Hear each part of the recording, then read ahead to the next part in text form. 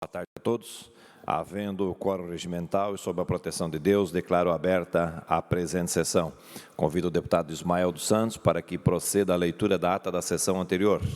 Boa tarde, presidente, senhores deputados e deputadas. Ata da 40ª sessão ordinária da segunda sessão legislativa da 19ª legislatura da Assembleia Legislativa do Estado de Santa Catarina, realizada em 30 de julho de 2020.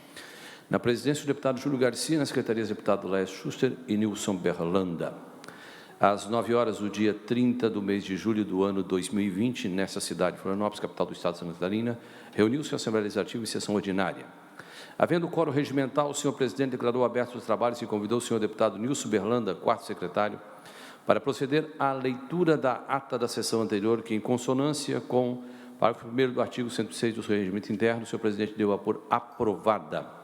Expediente. O senhor presidente solicitou que se procedesse à distribuição. Ato contínuo, o senhor presidente solicitou que o senhor deputado Laércio Schuster, primeiro secretário, procedesse à leitura dos autos do processo para apurar crime de responsabilidade, impeachment, contra o governador, vice-governadora e secretário de Estado, postulado pelo cidadão Ralph Guimarães Zimmer Júnior. Representação esta não conhecida pelo órgão jurídico desta Casa. No momento seguinte, o senhor secretário procedeu à leitura de recurso ao plenário da Assembleia Legislativa contra a decisão da presidência, que arquivou o pedido de impedimento número 0073, violando o artigo 342, parágrafo 1º do regimento interno desta Casa, segundo o impetrante. Diante do exposto, o senhor presidente decidiu por negar o seguimento ao recurso ao plenário e, por outro lado, conhecer o novo pedido de impeachment, recebendo a presente denúncia. Na continuidade dos trabalhos, o senhor presidente fez menção ao rito e aos trâmites legais versados no ato da mesa número 221, de 24 de julho de 2020, para prosseguimento da representação. Para tais procedimentos foram suprimidos os horários de breves comunicações e grande expediente.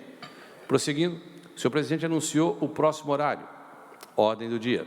O senhor presidente comunicou que a Comissão de Constituição e Justiça apresentou parecer contrário ao projeto de lei 492/2019 e foram aprovadas as reações finais reservadas aos projetos de lei 174, 219, 239, 240, 247/2020. Foram aprovados os pedidos de informações número 525 e 526/2020, as moções número 348 e 350/2020, bem como o requerimento número 1011/2020. Dando continuidade à ordem do dia, o senhor presidente deferiu os requerimentos números 1005 a 1010 e 1012/2020 e comunicou que encaminhará aos destinatários as indicações 1438 e 1453/2020. Explicações pessoais. Não houve oradores inscritos. Nada mais havendo, o senhor presidente, antes de encerrar a sessão, convocou outra ordinária para terça-feira no horário regimental. Para constar, eu, segundo secretário, lavrei a presente ata. Era isso, senhor presidente. Dou por aprovada a ata que acaba de ser lida. Solicito assessoria para que proceda à distribuição do expediente. Breves comunicações, pelo tempo de até 10 minutos. Fará uso da palavra deputado Dr. Vicente Caro Preso. Senhor presidente, senhoras e senhores parlamentares, muito boa tarde e a todos que seguem as transmissões da TVA e os nossos canais digitais. Eu venho à tribuna hoje preocupado em razão de uma situação grave, como médico e também como cidadão. E quero deixar aqui a minha preocupação com a anunciada possibilidade de desativação, mesmo que temporária, por 90 dias, em tese, do Serviço de Atendimento de Urgência e Emergência Pediátrica do Hospital Regional de São José. Várias entidades médicas veem com preocupação essa situação de querer transferir o atendimento de crianças, desde recém-nascidas até adolescentes de 14 anos, para unidades de pronto atendimento, UPAs, e unidades de saúde de municípios da região da Grande Florianópolis. Eu falo do atendimento em um hospital de alta complexidade, que na realidade é o maior hospital de Santa Catarina e que tem uma localização estratégica que presta um serviço de ponta, pois conta com serviços vitais para dar segurança e eficiência aos atendimentos, como, por exemplo, tomografia e algumas especialidades médicas que atendem essas urgências da pediatria. Os números atestam a indiscutível importância do serviço de emergência pediátrica do Hospital Regional. São entre mais ou menos 3 a 5 mil atendimentos por mês, realizados por uma equipe altamente treinada, aí incluindo-se todos os profissionais que têm que ter muita habilidade e talento para atender o pequeno paciente. Somente em 2019 foram realizados mais de 50 mil atendimentos de emergências e casos graves. Aí a gente pode dizer que são acidentes de trânsito, acidentes domésticos, queimaduras, paradas cardiorrespiratórias, convulsões, enfim, vários outros tipos de emergência. Além disso, o serviço é referência também no atendimento a crianças vítimas de abusos e também no atendimento, especial esse atendimento, de emergências oftalmológicas da pediatria. É preciso ter com uma clareza muito grande que esse tipo de atendimento envolve a formação de uma escala de profissionais, equipes multidisciplinares experientes, a qual muitas vezes é difícil fechar as escalas devido a especialidades envolvidas e por existirem poucos pediatras e enfermeiros à disposição para enfrentar esse tipo de atendimento que envolve mensalmente milhares de pessoas. É certo e entendemos que a Secretaria de Estado da Saúde era para se preocupar com o atendimento preferencial nessa fase da pandemia, reservando leitos de enfermaria e de UTI para adultos, que são os casos muito mais...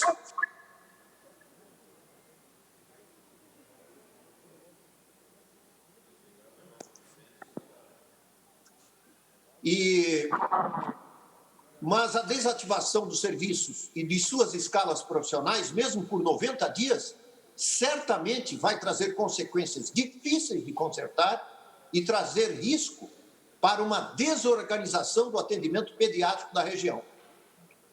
O Hospital Infantil Joana de Guzmão, hospital infantil aqui no centro da cidade de Florianópolis, ficaria ainda mais sobrecarregado, acumulando todo o atendimento complexo da complexidade pediátrica da região, ainda mais que a intenção de reduzir a escala de plantão pediátrico no Hospital Florianópolis, no continente, ali no Estreito, por parte da organização social responsável pela condução daquela entidade.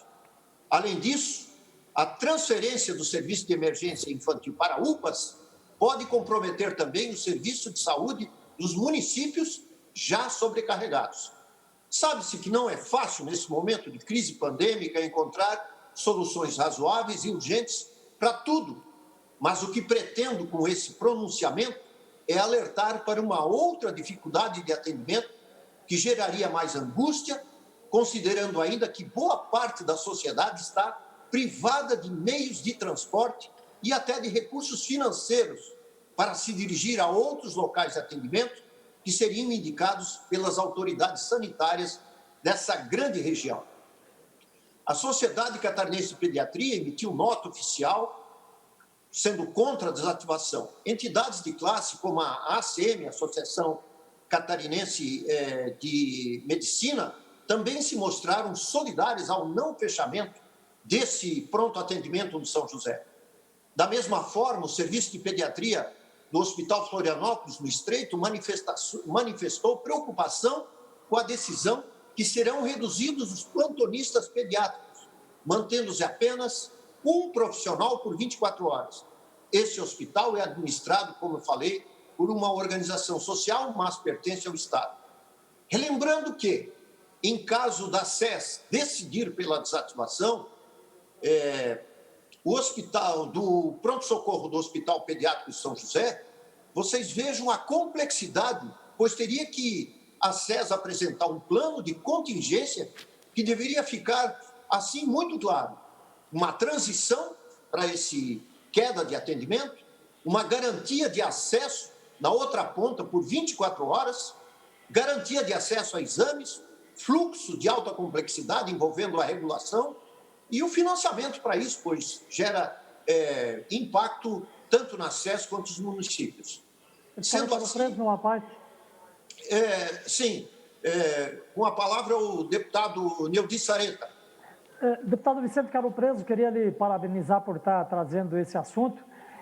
Amanhã, e já conversamos com Vossa Excelência, que também é o vice-presidente da Comissão de Saúde, vamos estar, inclusive, debatendo isso na nossa reunião da Comissão de Saúde, mas quero me associar à sua fala e parabenizar a sua fala no sentido da preocupação com os reflexos negativos, né, assistência à infância e à adolescência, decorrentes aí da notícia do fechamento do atendimento da emergência pediátrica realizado, então, ali no Hospital Homero de Miranda Gomes, em São José.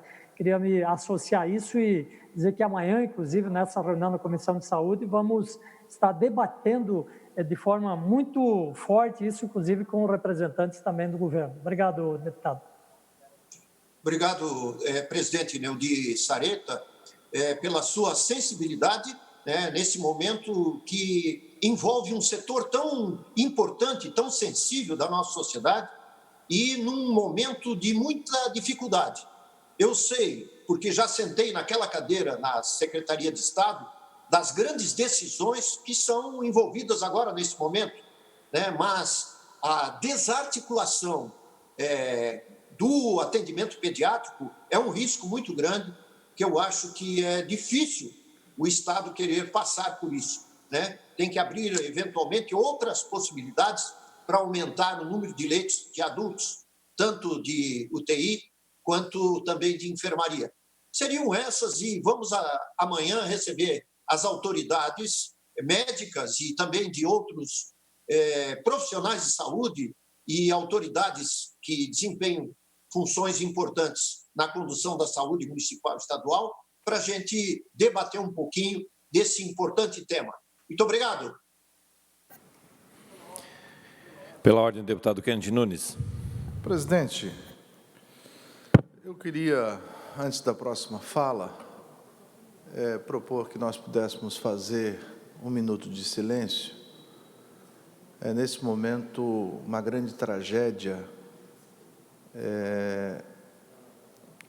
aconteceu em Beirute e nós temos muitos irmãos nossos que moram em Santa Catarina e que são daquela região onde, no porto lá de Beirute, houve uma grande explosão, não se sabe ainda o número de mortos, é uma tragédia mundial que aconteceu. Eu gostaria, senhor presidente, em virtude deste momento tão difícil que passa, e em solidariedade aos irmãos que moram aqui em Santa Catarina, nós pudéssemos fazer um minuto de silêncio em homenagem às vítimas que, nesse momento, sequer sabem. As informações que chegam aqui são corpos espalhados pelo chão e é uma tragédia muito grande.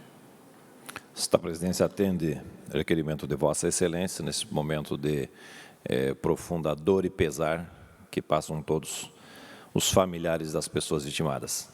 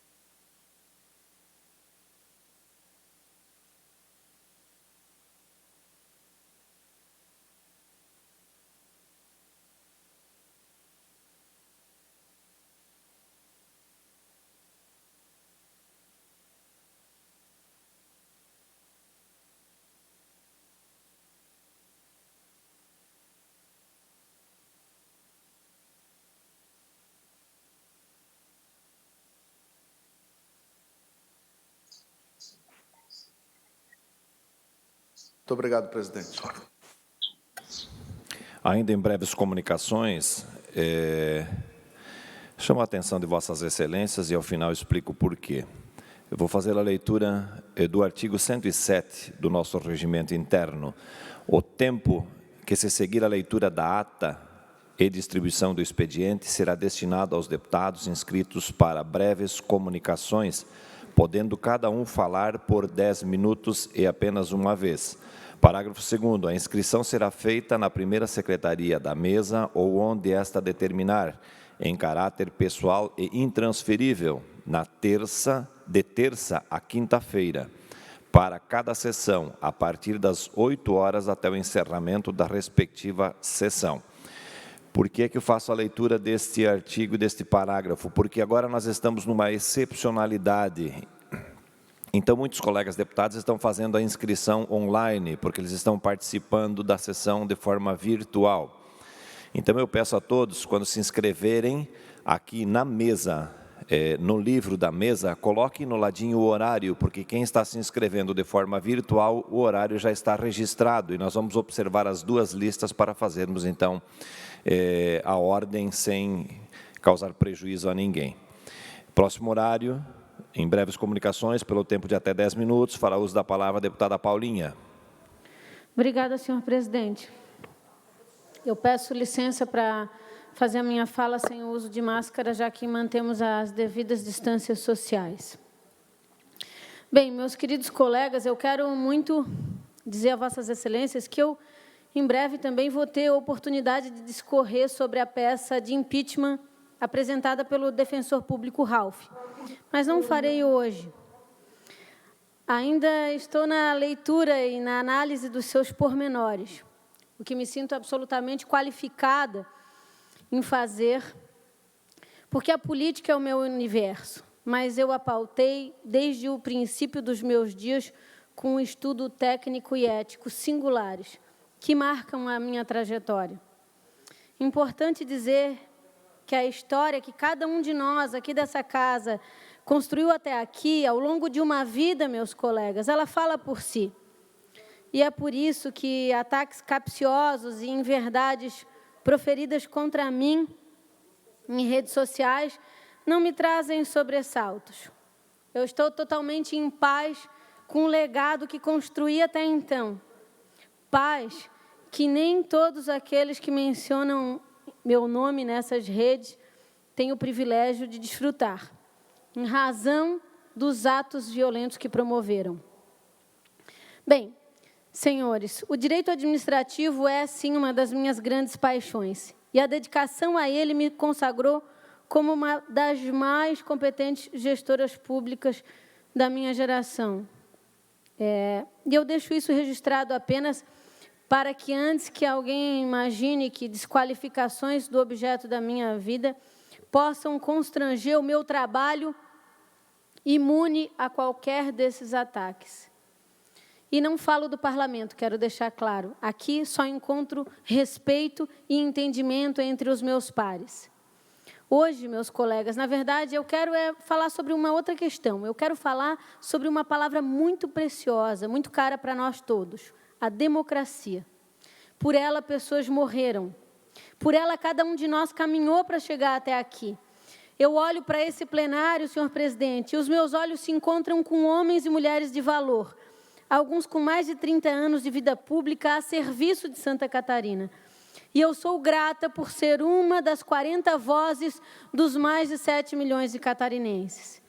De todo o meu coração, eu recebi com muita humildade o entendimento proclamado pela nossa consultoria jurídica, por meio do nosso presidente, admitindo o pedido de revisão da negativa ao impeachment impetrado pelo defensor público, candidato derrotado nas urnas em eleição pretérita e condenado em segunda instância pela aplicação irrefutável da Lei Maria da Penha.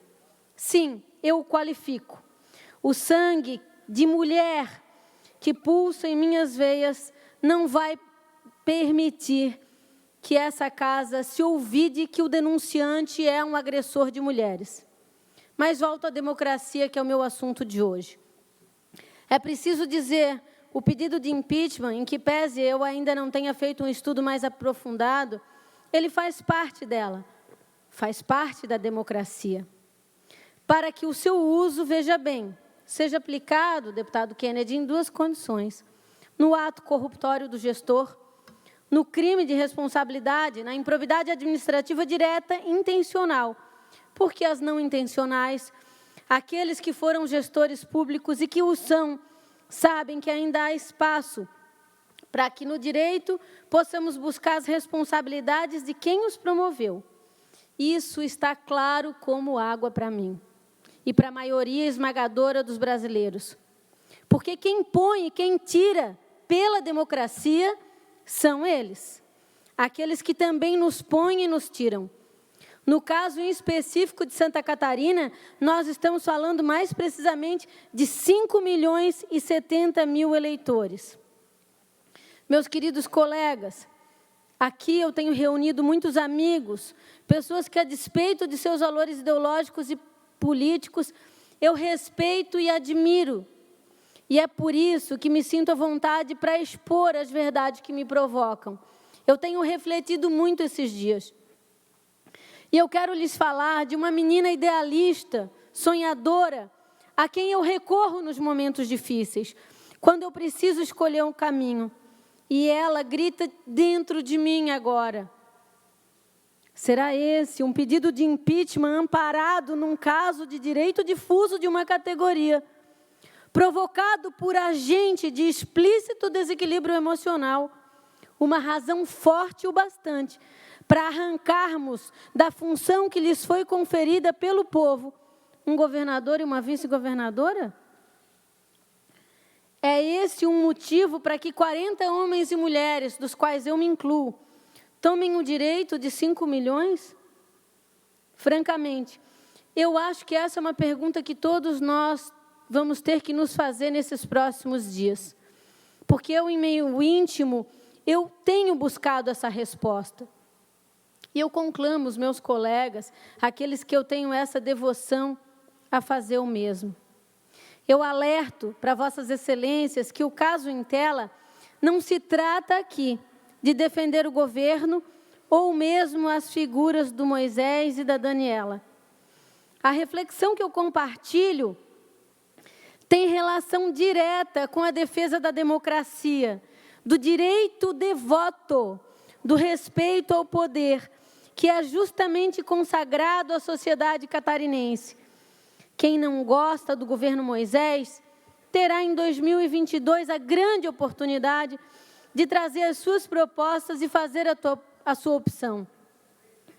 É bem verdade, eu volto a frisar, o impeachment também é um instrumento da democracia.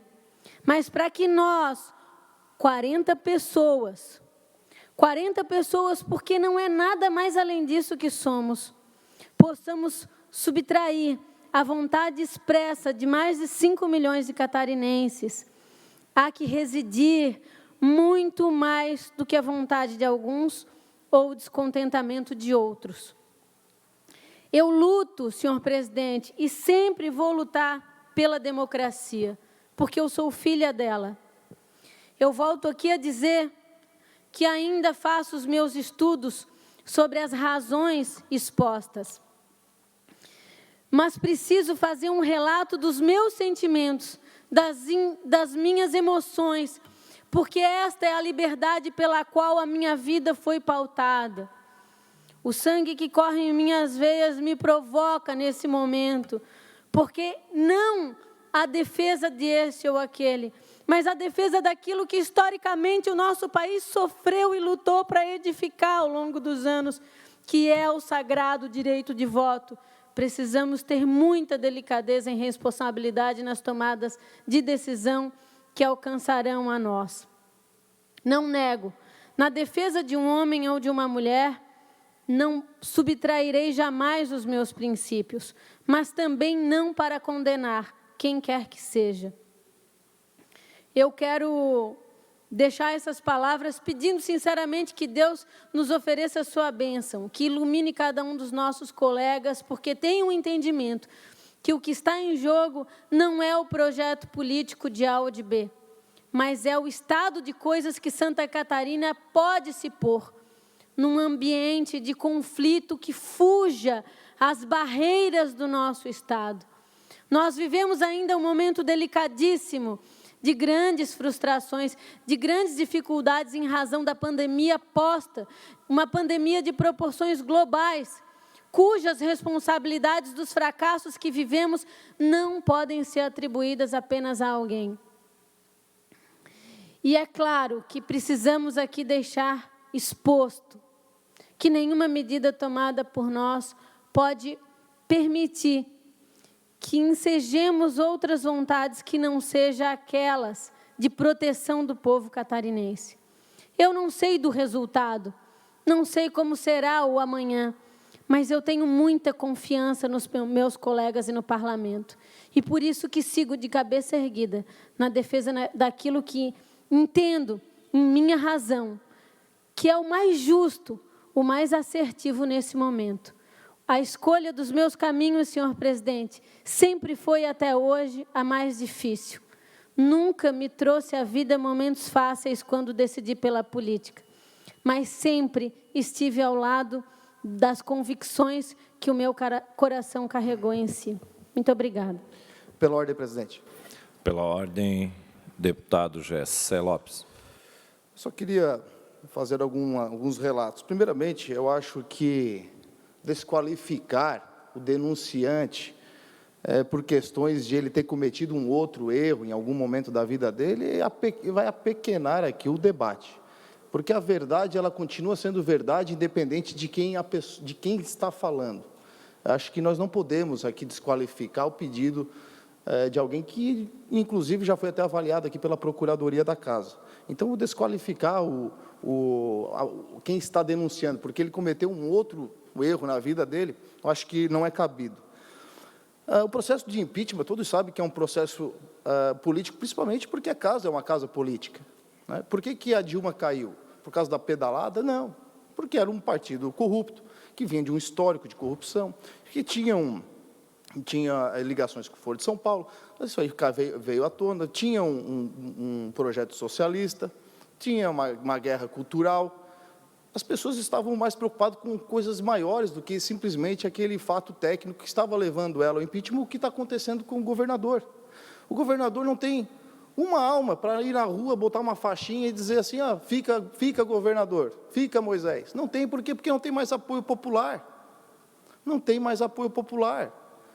E as pessoas querem tirar ele por diversos fatores, seja pelos respiradores, seja pelo hospital de campanha que ele tentou enfiar a goela abaixo, se não fosse nós aqui. Pela ordem, presidente, impedir, isso não pode acontecer nesse momento, dá licença. Com licença, segure minha palavra. O regimento não permite isso nessa hora. Segura a minha palavra, presidente, por favor. Então, por diversos fatores que ele está sendo julgado, não só pelo simples fato da tecnicidade. Engraçado também, a deputada, ela fala que respeita a ideologia de todo mundo, respeita a democracia, mas por pelo menos 2 vezes ela tem um processo aqui de cassação do meu mandato, por questões ideológicas. E não sequer leu o estatuto, o regimento, para ver que aquilo que ela está pedindo, a minha cassação, não cabe com tecnicidade.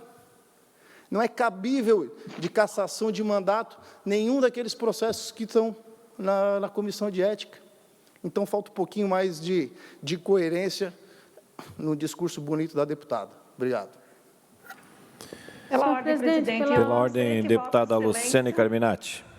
Eu gostaria que Vossa Excelência informasse os deputados o que significa pela ordem, porque se for para desrespeitar o regimento da Casa, eu também então quero discutir a matéria, porque o meu partido foi chamado de corrupto.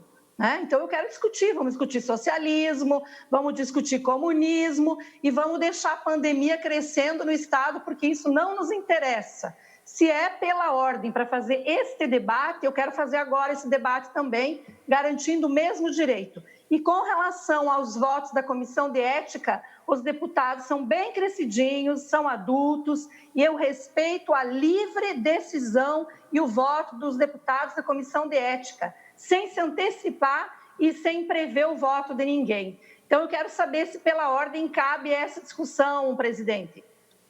Na verdade, nós temos o período, deputada, de inscrições para falas que são breves comunicações e explicações pessoais e também o horário destinado aos partidos políticos. Eu tenho procurado por diversas vezes fazer esta orientação enquanto estou presidindo a sessão, mas os deputados têm a liberdade da manifestação do pensamento, porém, às vezes, o regimento acaba sendo atropelado. Mas entendo Vossa Excelência e farei a anotação devida e procurarei, enquanto estarei presidindo, para que os fatos sejam de acordo com aquilo que prevê o nosso regimento interno. Senhor presidente, Com a palavra a deputada Paulinha. Se me permite, eu apenas quero corroborar aqui a fala lúcida da deputada Luciane Carminati e deixar dito para o meu colega que não, de modo algum, me sinto ofendida ou ultrajada pelo seu pensamento divergente, respeito, mas gostaria muitíssimo que ele fosse, de fato, utilizado no seu tempo de fala e não pela ordem, porque eu não mencionei o nome de Vossa Excelência para que houvesse uma provocação direta a mim. Então, nesse sentido, não caberia o seu pedido de ordem nesse momento, e sim, no seu tempo de fala, esposar sobre as razões que acha oportuna sobre a minha avaliação do pedido de impeachment. É só nesse sentido de a gente buscar essa retificação para que a gente não tome o tempo dos colegas que falarão depois de nós. Era isso. Próximo horário, pelo tempo de até 10 minutos, fará uso da palavra o deputado Márcio Machado. Boa tarde, presidente. Em exercício, deputado Mauro de Nadal, nobres deputadas, deputados, o público que nos assiste nos canais respectivos, servidores, os colegas que estão na Assembleia. O que me faz vir hoje, senhor presidente, explanar é sobre alguns posicionamentos de uma audiência de grande importância que nós tivemos ontem, no qual foi capitaneada pela Comissão Especial e juntamente com a Comissão de Finanças, presidida pelo deputado Marcos Vieira, qual ontem nós tivemos na casa esta audiência pública sobre as questões do Covid e, ao ser indagado o secretário de Saúde, André Mota, por minha pessoa, sobre o que ele pensava a respeito de kits que pudessem ser entregues à população sobre vitaminas, isso é, suplementos. E ele comentou que deu uma desviada, que não seria interessante, mas tem disponível na rede pública. E assim, no seu tempo, eu vou fazer sim, um pedido de informação para saber quais são os suplementos que a rede pública destina às pessoas que queiram usar, fazer uso dessas vitaminas. Uma vez que, quando nós entendemos a necessidade de aumentar a imunidade das pessoas, sim, ele comentou que precisa ter uma alimentação saudável, prática de exercícios, só que vale ressaltar que hoje os alimentos, as frutas, verduras que nós comemos não possuem todos os nutrientes que estão elencados nos livros de estudo. Por quê? Porque com a monocultura, a terra foi sendo retirada dos seus nutrientes e que, infelizmente, as pessoas, os produtores, não colocam de volta porque é muito caro. E aí nós temos apenas um alimento que tem fibra e grande parte não tem todas as vitaminas necessárias. E vale ressaltar que grande parte da população não tem uma alimentação saudável. Então, o que nós precisamos ter como entendimento para melhorar a imunidade das pessoas? É que possamos ter práticas alternativas para que as pessoas possam realmente suplementar. E o que significa isso? Quando você suplementa, você agrega valor nos teus nutrientes. Por exemplo, o cidadão tem vitamina A, mas está com déficit de vitamina A, vitamina C, cloreto de magnésio. O cloreto de magnésio, por exemplo, é o grande maestro dos minerais do nosso corpo. Só que, como nós não temos vulcões, graças a Deus, nós temos pouco cloreto de magnésio no solo. E isso melhora em muito a memória, o sono, ajuda todo o sistema do nosso corpo. Então, a partir desse momento, é importante saber se de fato tem disponível quais são os suplementos que a gente possa estar tomando. Por exemplo, a importância do ômega 3 também ajuda a aumentar a imunidade, melhora a memória. Então, nós precisamos compreender e ter uma linha, ter um olhar para a prevenção, uma vez que o Ministério da Saúde, as secretarias da saúde, pelo meu olhar, são secretarias da doença. Por quê? Porque atuam a partir de... E nós não temos políticas de fato e reais que venham a agregar que o ser humano possa ter orientação em relação a isso. Então, o Covid hoje é um vírus, é um inimigo invisível que nós precisamos sim estar combatendo, mas com algumas alternativas que agregam valor. Eu, por exemplo, eu tomo suplemento, mas muitas pessoas nem sabem o que é isso quando a gente vai conversar com elas. Então, vitamina A, vitamina C, D, cloreto de magnésio, o D3, orientar as pessoas. Nós precisamos ter essa visão que o sol é nosso amigo. Existia no começo do século passado centros de helioterapia.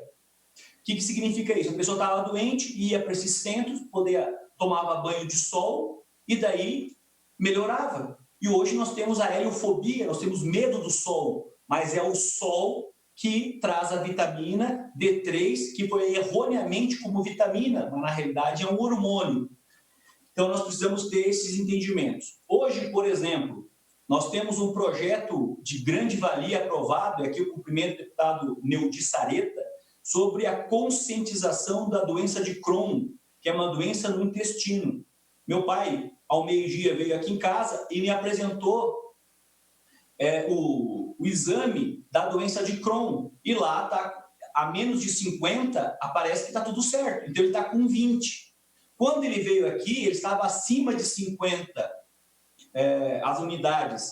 E eu estudando mais aprofundado sobre esse tema, eu descobri que o naltrexona pode ajudar a curar não só a doença de Crohn, mas outras doenças também que são importantes, porque o LDN ele foi descoberto nos Estados Unidos para pessoas que têm problema com alcoolismo, que usam drogas pesadas como cocaína, crack, essas porcariadas da vida, da morte, não é da vida, da morte, e que eles usavam esse medicamento para curar essas pessoas. Tanto que antigamente colocava um pozinho branco na comida para que aquela pessoa que é alcoólatra parasse de beber. E daí um abençoado conseguiu fazer um estudo com baixas doses de naltrexona e que cura um monte de coisa, ajuda um monte de pessoa e é um medicamento barato. Eu faço de forma preventiva, acabei de receber aqui, paguei menos de R$50. Então é algo que pode ajudar, mas muitos médicos não utilizam essas novas técnicas, por quê? Porque não tem às vezes tempo para estudar, trabalha o dia inteiro, e daí quando vem algo diferente, fala que não é o quê? Científico. Mas porque ele não estudou. Se ele for lá no Google acadêmico, tem vários estudos relacionados a isso. Pois bem, então é importante a gente ter esse tipo de orientação e entendimento. Outra questão, presidente, saindo um pouco do Covid, em conversa com o secretário da Infraestrutura, o Thiago, ele nos passa um posicionamento importante para a região serrana e também do meio oeste, que é a SC 390, que liga Anita Garibaldi e Celso Ramos, ora já defendida por outros colegas deputados, que é muito importante, quanto mais deputados e deputadas defendendo a causa, eu acredito que a gente consiga resolver de pronto, ou pelo menos ativar já essa reivindicação, sendo que a obra foi parada por falta de recursos. O que ele comentou, e isso é importante para vocês que estão nos assistindo, aí que é da região do meio oeste, da Serra Catarinense, que daqui a aproximadamente 2 meses conclui algumas obras que estão sendo pagas com dinheiro próprio do governo do estado. Aí ele vai poder relocar outras frentes, e uma frente é a 390, uma vez que anteriormente a proposta era que liberasse um recurso do BNDES para que pudesse fazer um financiamento e assim dar continuidade às obras. mas esse financiamento não saiu. Então, é uma boa notícia. Eu acredito que 3 meses aproximadamente reiniciam as obras. Não dá para garantir, porque o poder público a gente não tem que garantir, a gente falta com a verdade, não porque a gente está faltando, mas porque alguma coisa pode acontecer nesse percurso de tempo. Então, é importante essa SC390, porque realmente está caótico essa via, e a gente precisa realmente fazer valer o direito das pessoas, especialmente dessa região tão importante. Obrigado, presidente Mauro de Nadal.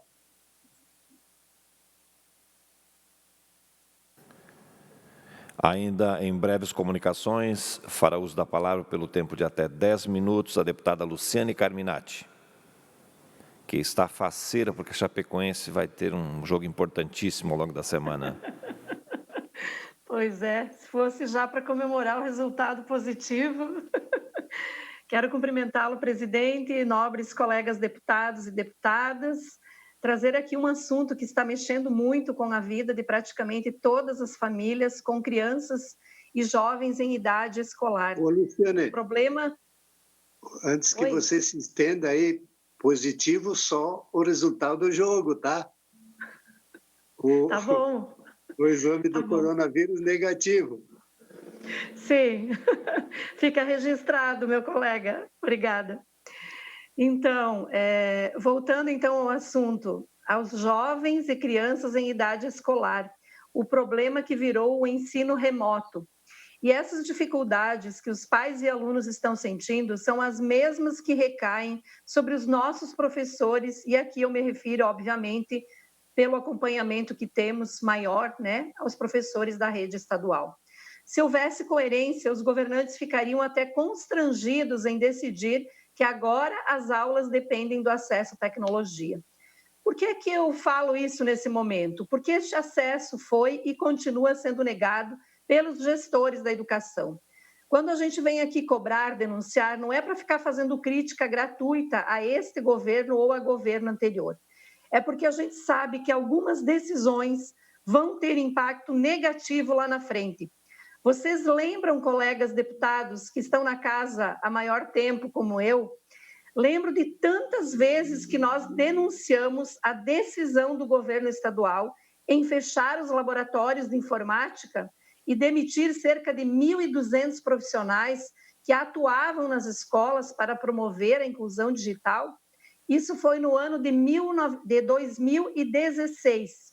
Agora nós estamos aí vivenciando uma verdadeira exclusão digital e social naquilo que é mais sagrado para as nossas crianças, o direito à educação. Lá em 2016, a gente já dizia qual a consequência da demissão dos professores de informática na rede estadual. Os laboratórios ficariam fechados, o governo deixaria de enviar equipamentos, os alunos ficariam cada vez mais distantes do mundo virtual e os professores sem qualquer estímulo e formação para lidar com as novas tecnologias. Não é exatamente o que estamos agora vivenciando? E olha, não dá para dizer que também é só culpa do governo anterior, porque foi-se o tempo em que as promessas se valiam da memória curta do povo. Nós não esquecemos. Há exatamente um ano, no retorno das férias escolares de julho, o governo estadual anunciou uma verdadeira revolução tecnológica nas escolas da rede estadual. Disse que estava substituindo o conceito de salas de informática pelos laboratórios de tecnologia e inovação a toda a rede de ensino, no investimento de 39 milhões. Está registrado no próprio site do governo. Abre aspas. Todas as 1.071 unidades de ensino de Santa Catarina serão beneficiadas com algum equipamento. Também fazem parte do investimento lousas digitais, webcams, projetores, aparelhos de som, televisores e caixa de som. Fecha aspas. O anúncio ainda prometia que os nossos professores receberiam a formação necessária para se atualizarem no uso das tecnologias. Esta foi a promessa. Sabe qual é a realidade hoje? Na escola estadual de Mafra, Barão de Antonina, os estudantes do ensino médio só estão tendo aulas online de uma única disciplina, porque o professor de física atua também na rede privada e, por isso, tem computador e internet. Os demais seguem sem acesso à tecnologia e, portanto, sem condições de dar aulas online. Isto para citar alguns exemplos. Nas nossas redes sociais, professores contam dos improvisos com computador emprestado, teclado velho adaptado no monitor da TV, rodízio na família para dar conta de trabalhar. As crianças usando o celular da mãe e do pai, pelo menos para ter uma ideia do que está acontecendo, porque as atividades em si não conseguem fazer pela tela pequena e sem os programas necessários. A pandemia está nos trazendo muitas lições, que uma delas seja o compromisso a ser assumido de forma imediata pelos dirigentes da educação em reativar os espaços de informática nas escolas, capacitar e equipar os nossos professores, e investir no combate às exclusões digital e social que recaem sobre nossos estudantes. Por isso, meus colegas deputados, eu tomei a liberdade de apresentar 3 projetos de lei que eu espero que todos os meus colegas apreciem, analisem, contribuam e façam, inclusive, modificações, se for pelo aperfeiçoamento desses projetos. O primeiro projeto, 254, ele permite um programa de financiamento para aquisição de informática no estado de Santa Catarina, com o objetivo de oportunizar a aquisição de computadores fixos ou portáteis e de programas de softwares educacionais. Eu falo isso porque linhas de crédito. Ora, se o agricultor pode ter uma linha de crédito assegurado por um banco público, deputado Sopelsa, que ele possa adquirir o seu trator, seu equipamento, por que é que o professor não pode adquirir também o seu equipamento? Se este equipamento vai ficar com o professor, ele precisa, obviamente, fazer o custeio desse equipamento, mas ele precisa de um incentivo, de um subsídio, para que a gente possa, em grande escala, atender a toda a rede estadual de ensino. Da mesma forma... Sim, deputado, eu citei seu nome. Luciane, eu te agradeço, viu? Te agradeço. Pois eu quero uma parte também, Luciane. Ok. Um minuto só, Luciane. Você sabe que na secretaria, deputada, me permite ter chamado de você, porque você é bem mais jovem do que eu, né? Na Secretaria da Agricultura, nós criamos um programa no SC Rural, onde nós financiávamos o computador, tablet, o equipamento para que o jovem agricultor usasse para se comunicar através da internet. E nós dávamos 50% de subsídio quando ele pagava as suas parcelas em dia, em 2 anos de prazo. A Secretaria da Educação precisa criar isso, se não tem como dar para o professor, cria essa oportunidade para eles terem essa ferramenta que não existe mais trabalho em lugar nenhum sem você ter essa ferramenta, esse equipamento que te liga com o mundo todo, né, através da internet. Parabéns, deputada. Você Obrigada. é uma grande conhecedora da área de educação e eu te cumprimento e continue sendo assim. Tens o meu apoio. Tá? Ótimo. Deputado Vicente. Deputada, parabéns em comentar uma situação que pouca gente para pensar. Realmente, o direito dos professores e o direito, em geral, das pessoas à informática de alto nível, né, ele tem que ser irrestrito, e principalmente aos que ensinam as outras pessoas. Então, parabéns pela ideia, conte com o meu apoio, e vamos aperfeiçoar cada vez mais a democratização da informática e também de outras situações.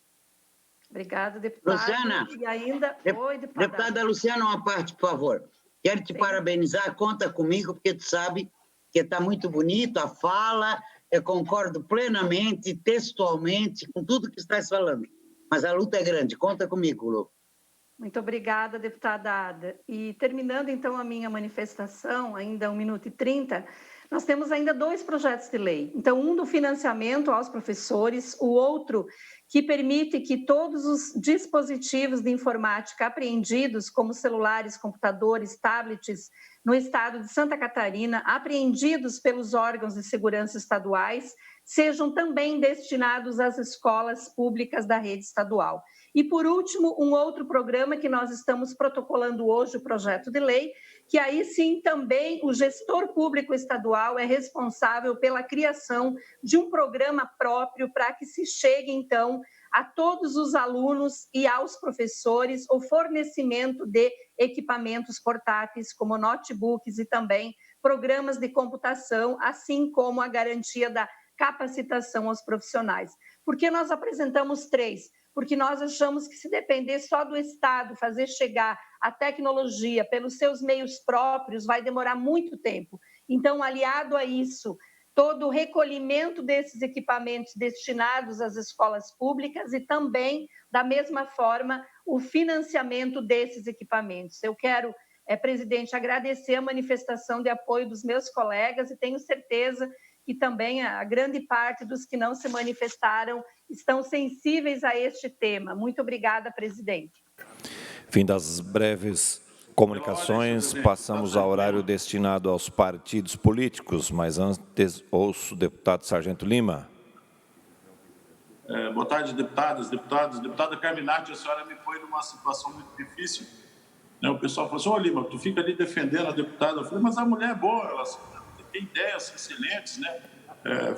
E isso é muito bom, é bonito mesmo a gente assistir isso aqui no Estado, né? Eu tive a oportunidade, a gente que não vive nesse mundo, que é só o mundo digital, vive no mundo real, a gente tem a oportunidade de tentar se lembrar também que essas professoras, elas também têm filhos, né? E a dificuldade que elas têm atravessado dentro de casa, às vezes dar aula de forma virtual, com o filho dentro de casa ali, em volta ali, também é muito difícil, né? E a gente já conseguiu aqui ter a oportunidade, né, de amigos nossos estar ajudando, professores que teriam que estar cumprindo essa obrigação de estar dando a sua aula ali e ter que estar usando a internet do vizinho, né? Não ganha tanto para isso, para ter equipamento bom, não ganha para ter uma internet boa e se vê aí pressionado a ter que dar aula de forma remota, é muito difícil para quem é professor, sabe o que é fazer um planejamento de aula, tem que se adaptar a uma realidade nova. Quero dar um parabéns para a senhora aí. E conte comigo nos 3 projetos. Eu sei que uma parte não é para isso, né? Já foi até motivo de discussão anteriormente ali, mas todos os 3 projetos ali, conte pelo menos com o meu apoio ali, a senhora tem esse apoio. É isso aí, senhor presidente. O primeiro horário de hoje pertence ao PSL pelo tempo de 7 minutos. Posso... Fará uso da palavra o deputado Coronel Mocelin. Boa tarde, presidente.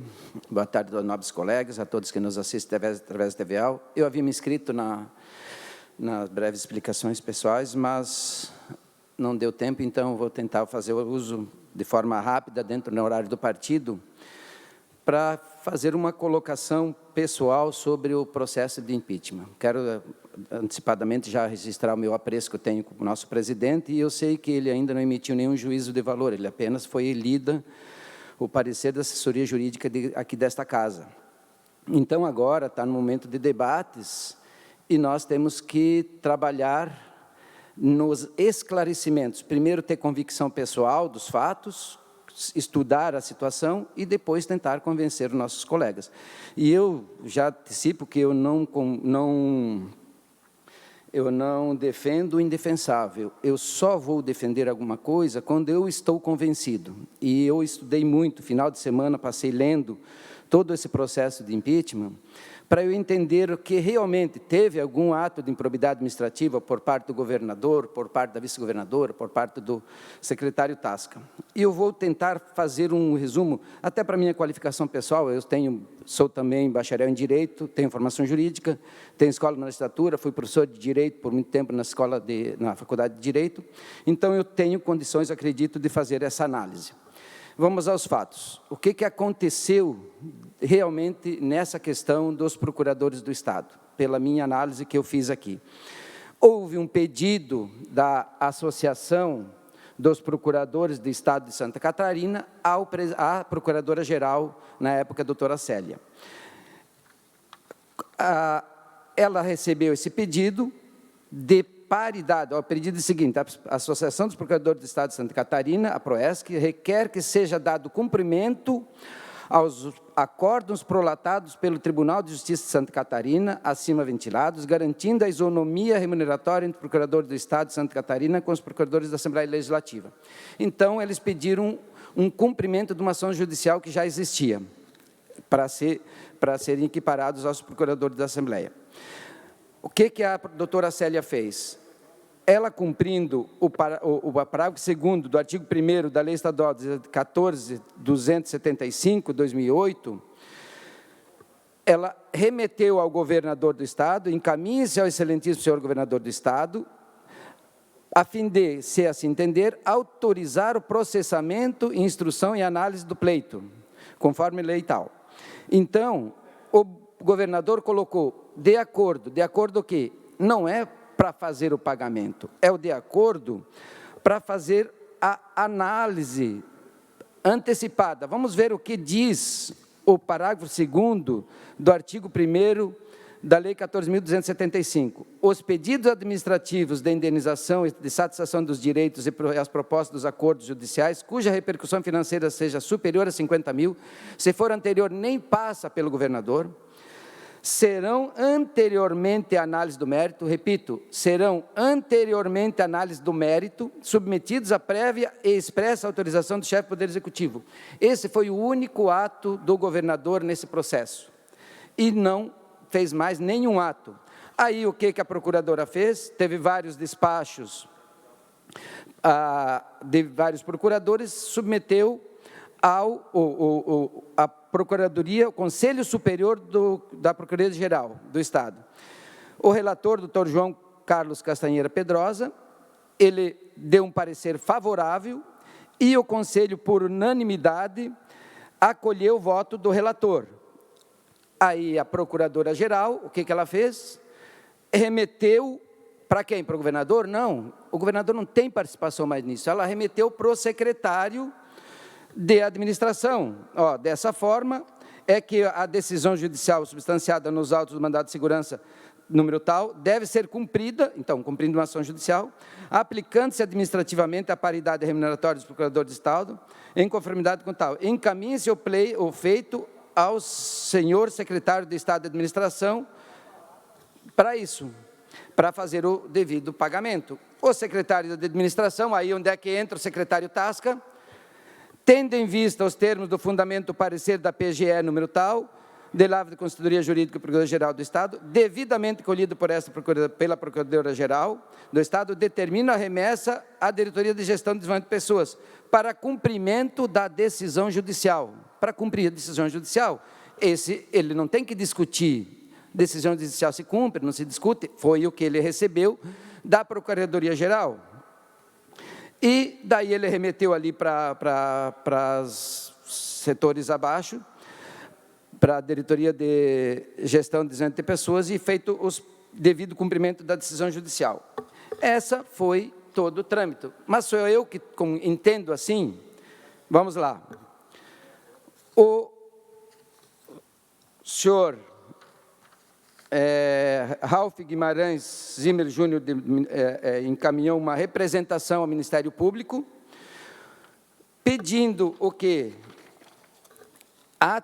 Atribuindo ato de improbidade administrativa do governador, da vice-governadora e do secretário Tasca. O procurador-geral ele fez todo um arrazoado, está todo ele aqui, todo um arrazoado. Ele não analisou da vice-governadora e nem do secretário Tasca. Encaminhou para quem? Para a 12ª Promotoria de Justiça, que tem competência para julgar a vice-governadora e o secretário Tasca. E se ateu exclusivamente ao governador. E onde ele bota o seguinte: nessa perspectiva, ausente qualquer conduta do governador do Estado sobre o mérito da pretensão, não há que se falar em atuação ou anuência contente a privilegiar determinada carreira por meio da alegada concessão indevida de paridade salarial. O fato de ter sido dada autorização para o início do processo nos termos do artigo tal, não infere que houvesse ajuste prévio da prática de qualquer ilícito. E eu pediria depois mais um minutinho para eu concluir, presidente. E, no fim, ele bota aqui, em face do exposto, indefiram a instauração do inquérito civil público para apurar suposto ato de improbidade administrativa imputado ao governador do Estado. O senhor Ralph, insatisfeito com... Mais 30 segundos, deputado.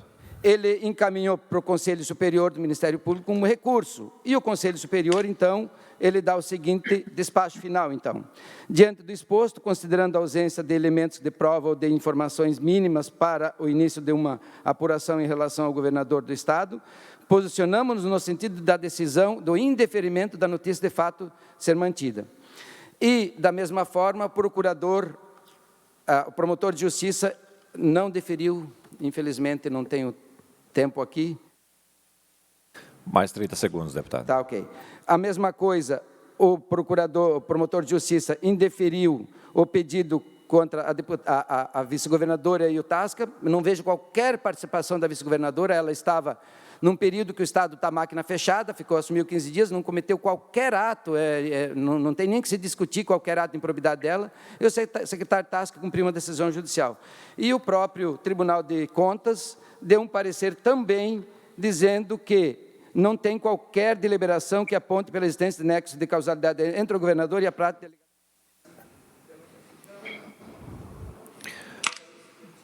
O próximo horário pertence ao bloco parlamentar PP, PSB e Republicanos, pelo tempo de 5 minutos e 30 segundos.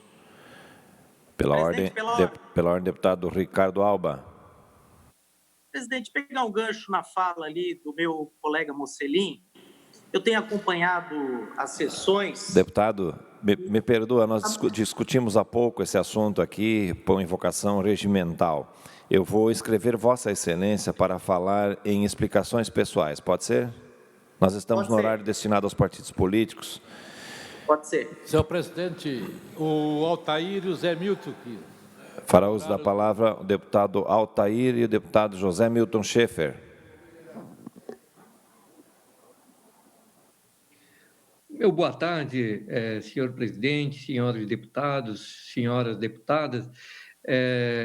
Ontem eu estive no município de Água Doce, especificamente fazendo uma visita ao Colégio Agrícola de Água Doce, que é um colégio referência na educação agrícola em Santa Catarina.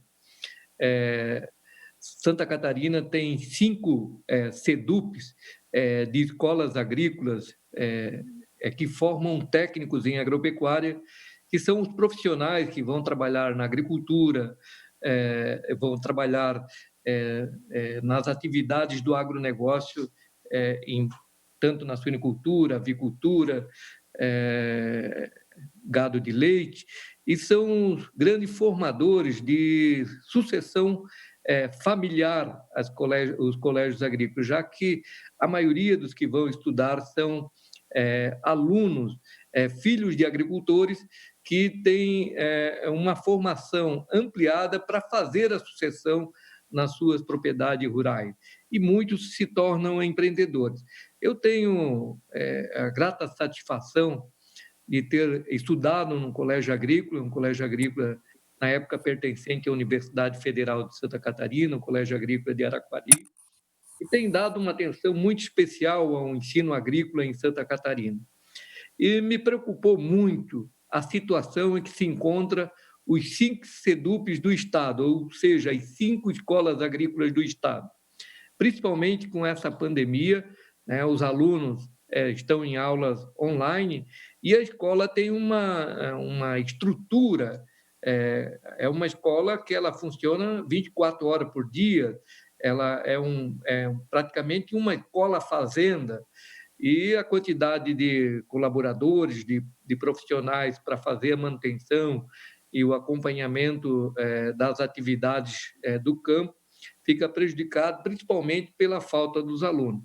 Entendo que ainda não é o momento de retorno às aulas, mas eu quero aproveitar aqui, senhor presidente, eu sei que o secretário da Educação tem feito um esforço muito grande para atender a demanda das escolas agrícolas, mas é chegar o momento de dar uma atenção mais especial às escolas. Com esses vendavais que ocorreram aqui no Grande Oeste, em toda a região de Santa Catarina, nós tivemos muita área devastada e muitas atividades do colégio que precisam ser recompostas e que precisa do investimento mais forte, quer queira da Secretaria da Educação ou da Secretaria da Agricultura, para que os colégios possam recompor a sua estrutura de funcionamento pelos prejuízos causados pelo vendaval.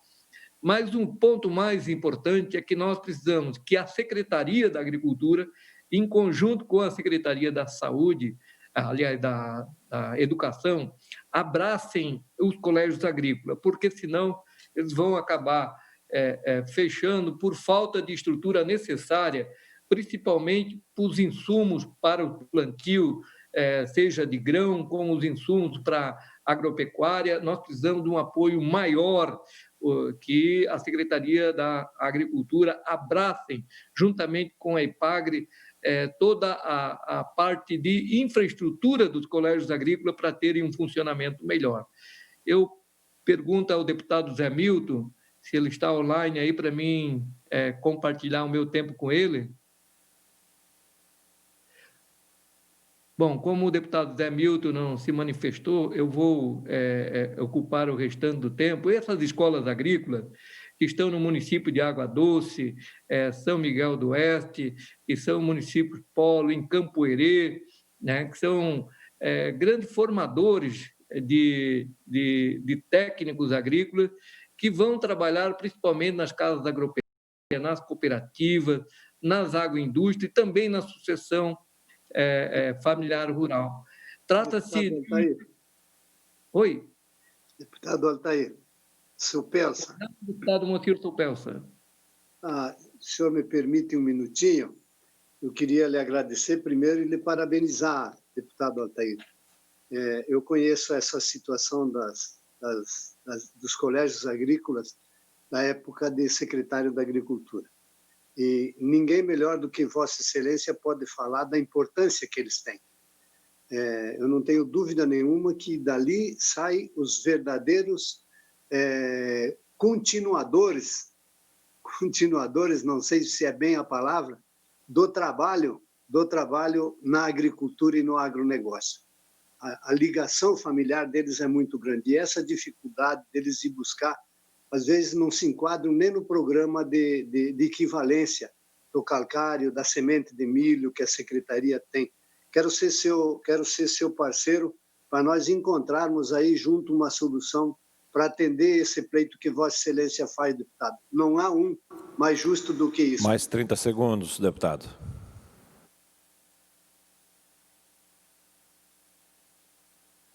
Muito obrigado, deputado Supelsa.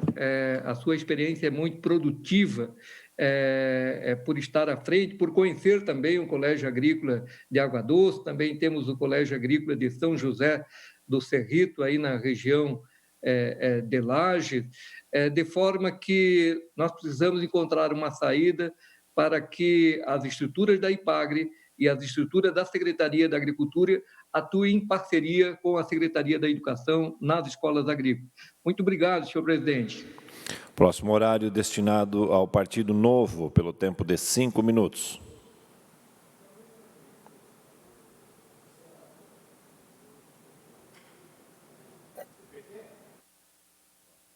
Próximo horário destinado ao Bloco Social Democrático, PSD, PDT, PSDB e PSC, pelo tempo de 15 minutos.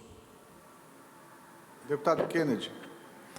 Fará uso da palavra deputado Kennedy Nunes. Eu só, cumprimentando a todas e a todos, eu só queria... Tem algumas coisas que eu ouço e que eu sou obrigado a pelo menos dar o meu ponto de vista, e aqui, como é parlamento, são diferentes os pontos de vista. Eu não quero entrar aqui no mérito do processo de impeachment, mas eu ouvi uma coisa, pena que a deputada Paulinha não está aqui, mas eu sei que ela sabe o carinho que eu tenho por ela, e eu só tenho que... Eu não vou entrar aqui nessa cortina de fumaça que o governo está fazendo, que ao invés de falar sobre os fatos, o deputado Gessé vem criar outras coisas. E isso é normal, você já percebe a linha de defesa quando você cria essas questões. Mas eu só queria fazer um reparo à fala da deputada Paulinha hoje aqui. A deputada Paulinha diz o seguinte, ela falou o seguinte: não são 40 pessoas, referindo-se aos 40 parlamentares, deputado Nazareno, não são 40 pessoas que podem decidir mais do que as pessoas que votaram no governador.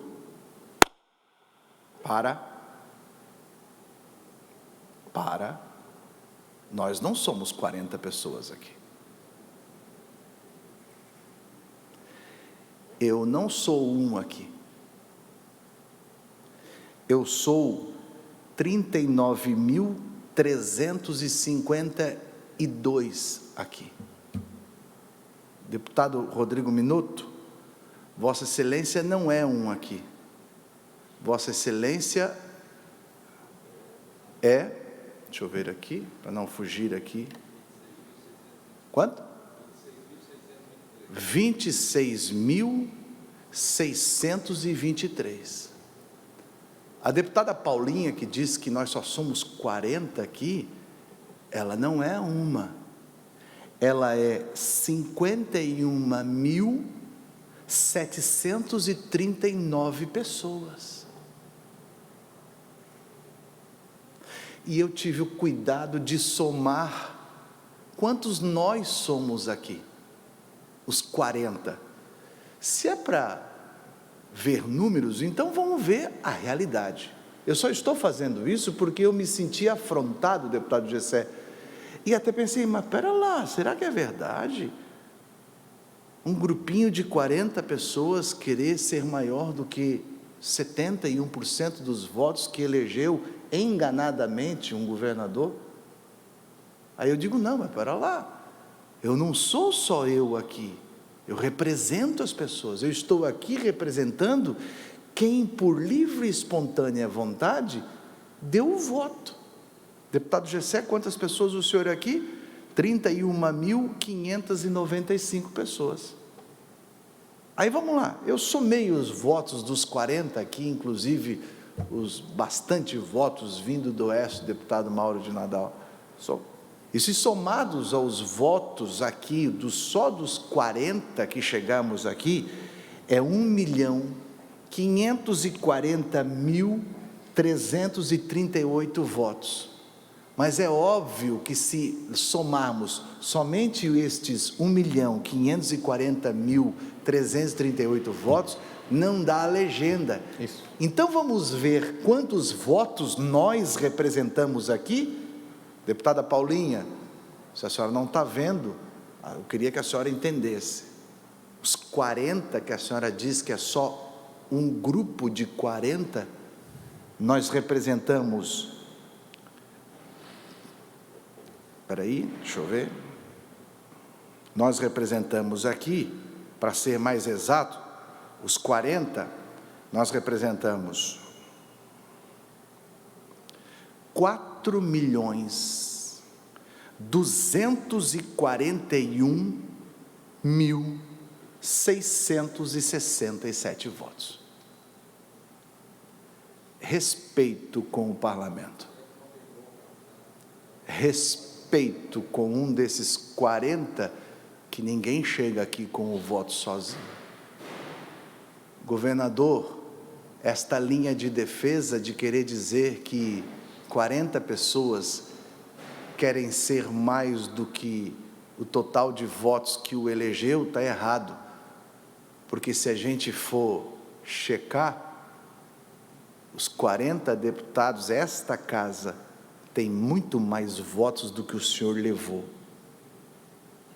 Até porque, se a gente for observar, o governador fez no segundo turno. No primeiro turno fez 1.071.000 votos e no segundo turno fez, quantos votos fez aqui no segundo turno? É isso, né? 1.071.000, não, no segundo turno, deixa eu ver aqui, me ajuda lá. 2.644, posso ajudar? Obrigado, deputado Minotto. 2.644. Então, quando a gente começa a ver esses números, deputado Mauro de Nadal, nós somos quase o dobro do voto que elegeu o governador. E temos legitimidade, sim, para fazer esse tipo de averiguação.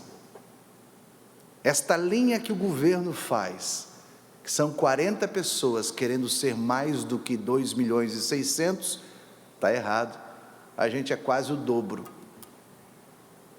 E nós estamos aqui para representar as pessoas. Muitas dos meus votos que eu tive, das pessoas que me colocaram aqui pela 4ª vez, sequer votaram no 17. Ou seja, nem eles, muitos dos meus votos, estão arrependidos de terem votado no Moisés, porque não votaram. Quem votou no governador Moisés é que está arrependido, e que está vendo que se não tiver uma ruptura, o nosso Estado vai por água abaixo. Perfeito. Vamos para a segunda fase? Coronel Mussolini, que também não está aqui, mas com certeza depois vai ver. Coronel Mussolini fez como eu, né? Eu ontem fiquei mergulhado na peça, na denúncia, na defesa. E o meu lado jornalístico me faz querer saber as coisas corretas, coronel. Sabe isso que o coronel falou há pouco, que o Ministério Público arquivou, dizendo que nada tem? Arquivou agora, né? 4, 5 meses depois. Este arquivamento desse processo, o presidente da casa, Júlio Garcia, fez em fevereiro, 10 dias depois que protocolou a denúncia. Porque esse processo que eles estão falando, que o Ministério Público arquivou só agora, ele já foi arquivado aqui pela casa 10 dias depois de dar entrada, pelo Júlio Garcia. Ou seja, nós fomos muito mais rápidos do que o Ministério Público. Eles estão atrás. Ok? Porque o que o deputado Júlio Garcia aceitou mediante o parecer jurídico, não é aquele de janeiro que foi arquivado e que só agora o Ministério Público arquiva, é um outro, que neste outro tem uma votação do Pleno do Tribunal de Contas do Estado por 7-0, dizendo que não tem base legal para o tal aumento. Aí eles conseguiram um parecer técnico de um funcionário, ligado a um amigo do cunhado do governador, dizendo, não, parecer técnico da casa é outro. Escuta, quando que um parecer técnico vai ser mais forte do que uma decisão do Pleno, de 7 conselheiros? Quando? Quando que o ovo vai colocar a galinha? Quando que o poste vai mijar no cachorro? Quando que uma decisão do Supremo, uma decisão, aliás, do Pleno, do Tribunal de Contas, por 7-0, vai ser inferior a uma nota técnica de um filho do cunhado do governador? Ou vocês pensam que eu não sei as coisas? Por cima de mim, não, né?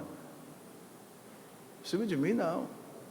Outra coisa, dizer que não tem assinatura, porque o de acordo foi só para dar procedimento. Então eles esquecem que o governador do estado é o ordenador primário das despesas? Quem é que responde pelas coisas do governo? Não é o governador? Como é que é? Vocês pensam que isso é um tapa na cara da sociedade?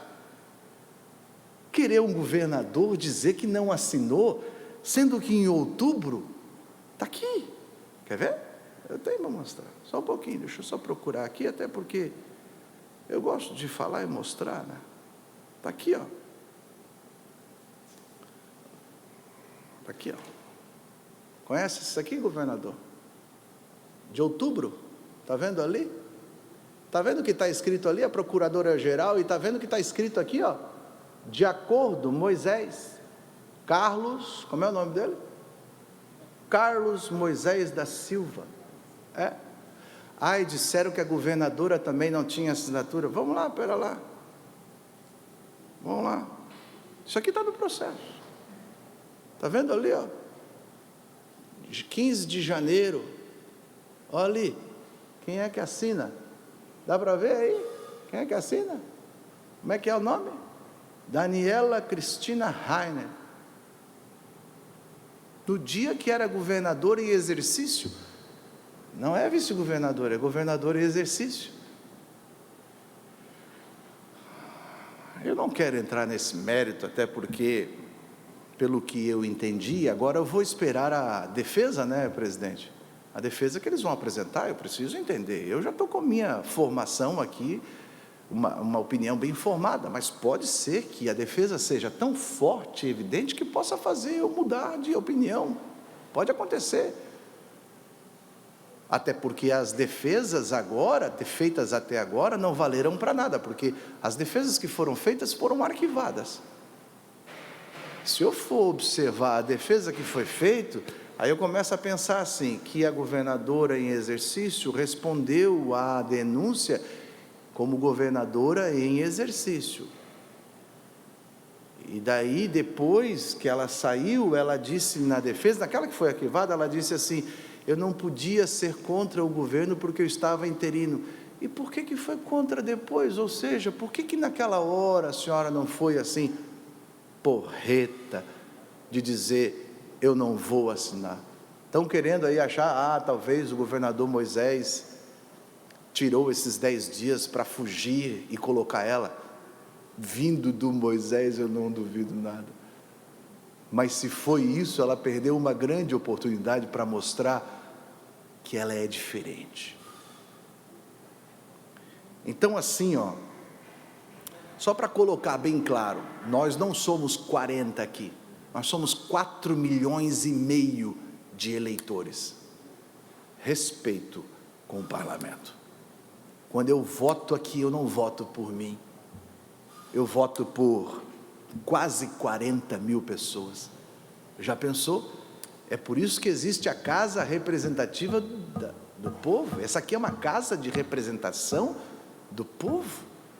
Qualquer um que esteja dentro dos preceitos da justiça eleitoral pode se candidatar e, se alcançar votos suficientes, pode chegar aqui, como eu cheguei. Então, nós não somos 40 que queremos tirar um governador. Vamos botar os votos na mesa? Nós somos 4,5 milhões contra 2,6 milhões com a ajuda do deputado Rodrigo Minotto, que é o voto do segundo turno. Porque no primeiro turno foi 1 milhão de votos. Tá? Então, vamos lá, porque o meu resultado é o primeiro turno, né, deputado Fabiano? Nosso resultado aqui de 4,5 milhões é do primeiro turno. Nós fizemos 4,5 milhões e o Moisés fez 1.070.000 votos. Mas vamos lá, vamos pegar a última eleição, é 2,5 milhões. Ainda faltam 2 milhões de pessoas para a gente ter o governo parecido com o peso desta casa. Eu gosto de trazer esses dados, até porque nada melhor do que esclarecer. E segundo, ordenador primário de despesa é o governador que está nos dias atuando. Por isso, é isso. Obrigado. Próximo horário pertence ao Partido dos Trabalhadores pelo tempo de 6 minutos. Fará uso da palavra o deputado Fabiano da Luz. Senhor presidente, senhores deputados, deputadas, a quem nos acompanha, eu preciso tocar nesse assunto mais uma vez, até pelo fato ocorrido no final de semana, que é com relação às crianças que têm AME e que precisam se deslocar de todas as regiões do estado até Florianópolis para a aplicação do Spinraza. E no final de semana aconteceu mais um episódio com a Amanda, que tem apenas 8 meses, que é de Xanxerê, e que no final da história os pais tiveram que contratar uma ambulância particular, gastaram R$ 18.900 para trazê-la até aqui, aplicar e voltar. Conversei hoje de manhã com o secretário da Saúde, doutor André Mota, né, justamente para entender um pouco essa questão, porque, ao que o secretário nos informa, até foi oferecido um avião, mas, porém, não pode ter acompanhante devido à equipe médica que precisa acompanhar. E dificilmente a mãe e o pai vão largar uma garotinha de 8 meses com todos os problemas sem ter um acompanhante. Pela ambulância do SAMU, pelas regras de deslocamento, de regionalização das ambulâncias, ela teria que fazer 3 trocas de ambulância no caminho. Isso com todos os equipamentos que a criança precisa utilizar. E também teria uma última opção, e aí não sei se o município ofereceu ou não, mas a ambulância do município. Mas, no resumo da história, a família teve que contratar uma ambulância particular e pagar o valor de R$ 18.900. Bom, eu recebi também, como alguns deputados devem ter recebido, do doutor Marcos Augusto Brandalize, a ideia de se criar uma lei obrigando o Estado a oferecer toda a estrutura para estas crianças. Mas, conversando com o secretário André Mota, o Estado já tem essa responsabilidade, né, como o próprio foi relatado pelo secretário. E aí ficou mais uma vez a necessidade de nós unirmos esforços no sentido de agilizar o recredenciamento do Hospital de Concórdia, porque são 11 crianças no oeste de Santa Catarina que recebem esta medicação a cada 4 meses. E aí fica, com a ajuda dos demais deputados, o doutor Vicente, que é médico, o Sareta, que é da Comissão de Saúde, e os demais deputados, a bancada do Oeste também, de nós criarmos em conjunto um movimento, porque, segundo o próprio secretário de Saúde, eles estão também tentando fazer uma pressão sobre o Ministério da Saúde para que agilize o recredenciamento do Hospital de Concórdia para fazer a aplicação nessas crianças e terminar com essa tortura e com essa dor. E aí a outra mãe que me ligou hoje pela manhã, ela já me relatou a preocupação porque o filho dela é o próximo que vai ter que vir para cá. E já é o medo e o receio de, mais uma vez, ter que tomar medicação para dor na criança e sofrer todas as consequências que ela sofre pelo desgaste de se deslocar até a capital do Estado. Deputado Sareta? Fabiano, uma parte. Sim, senhor. Sim, gostaria de agradecer rapidamente e parabenizar por mais uma vez estar trazendo este assunto, que é muito importante. Tenho acompanhado isso também na condição de presidente da Comissão de Saúde, como deputado.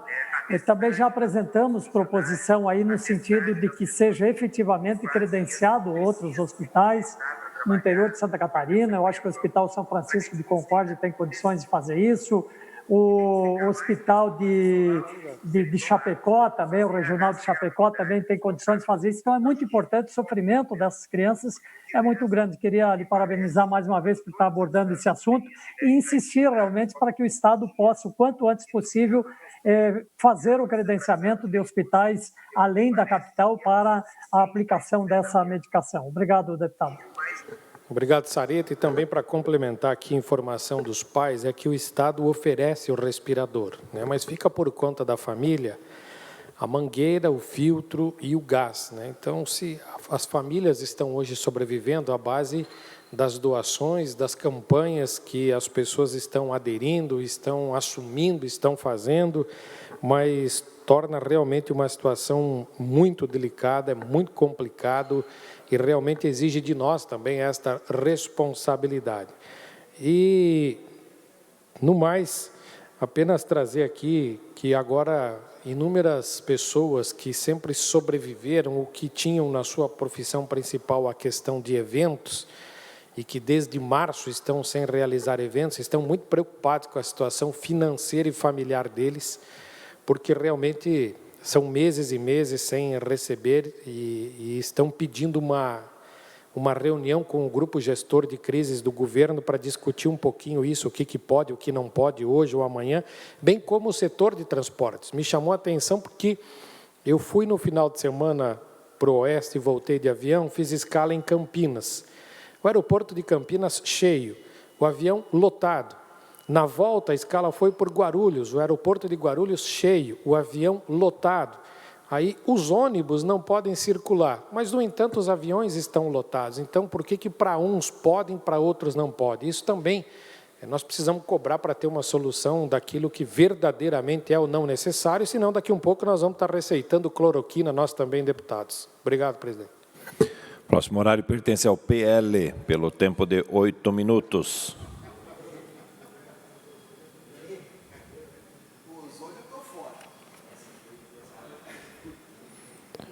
Próximo horário pertence ao MDB, pelo tempo de 13 minutos e 30 segundos. Sim, deputado Maurício. Eu uso o tempo, achei que o deputado Márcio iria utilizar.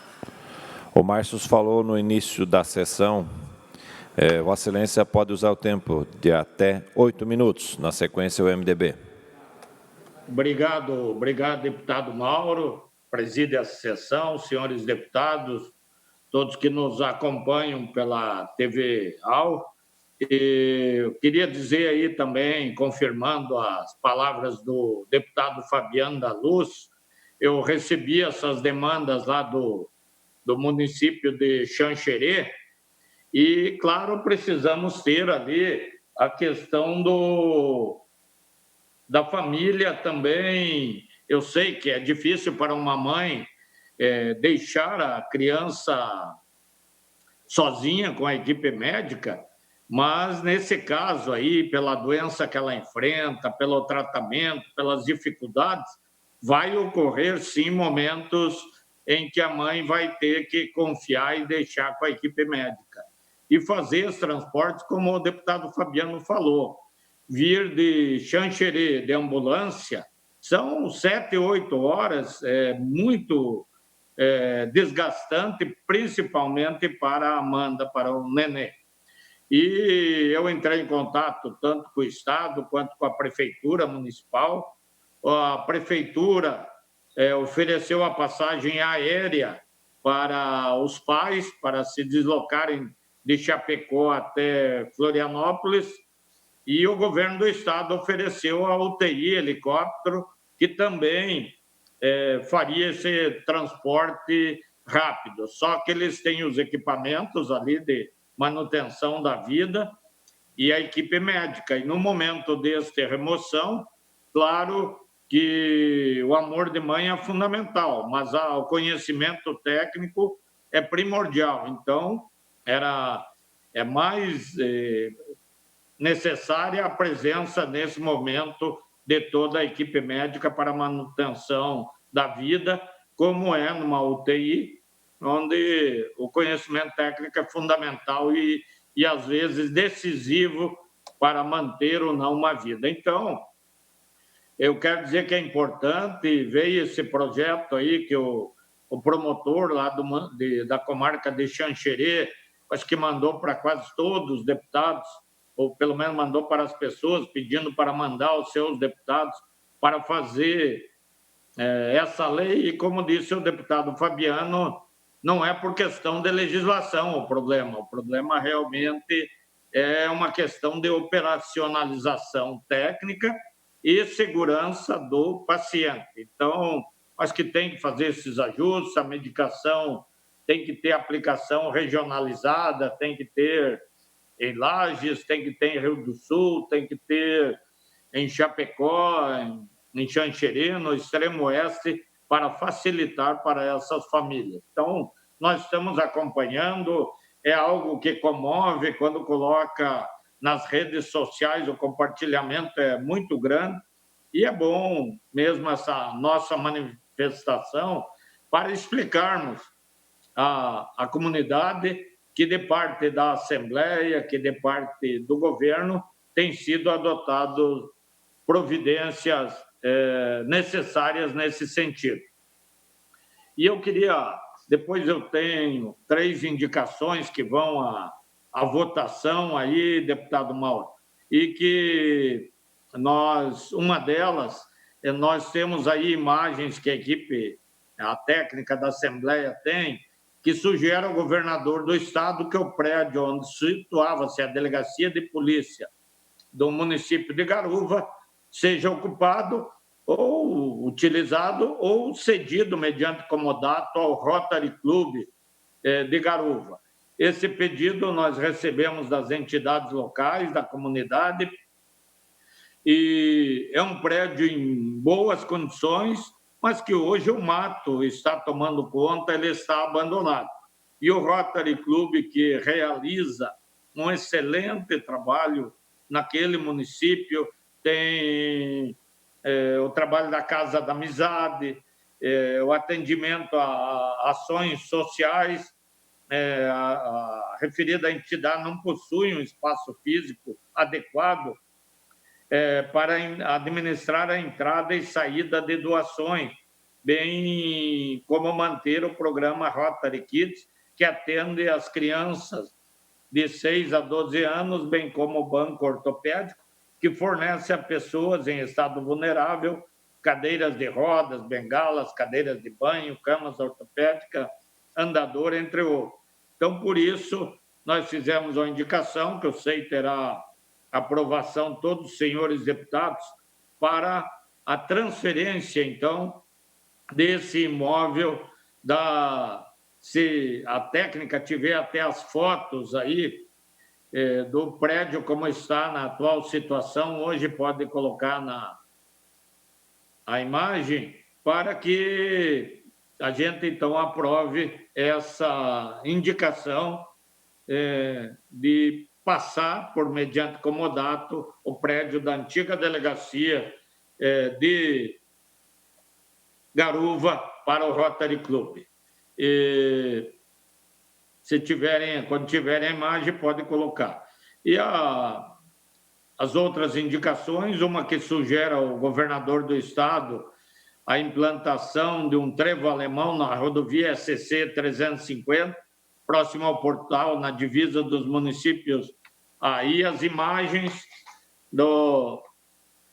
da delegacia de polícia, que era a antiga delegacia, um prédio bom, um prédio que está sem utilização e com o mato tomando conta. Então, não é admissível isso, e nós temos que passar esse imóvel a ser utilizado pelo Estado ou pela Casa da Amizade e pelo Rotary Club lá do município.